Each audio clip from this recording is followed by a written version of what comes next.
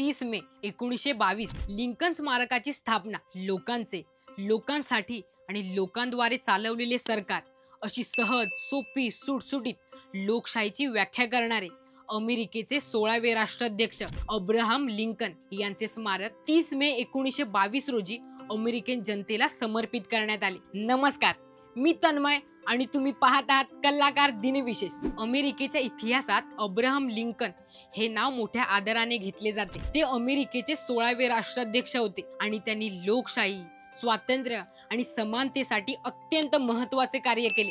त्यांच्या स्मृती जपण्यासाठी अमेरिकेच्या राजधानीत वॉशिंग्टन DC येथे लिंकन स्मारक बांधण्यात आले। हे स्मारक 30 मे 1922 रोजी अमेरिकन जनतेला समर्पित करण्यात आले।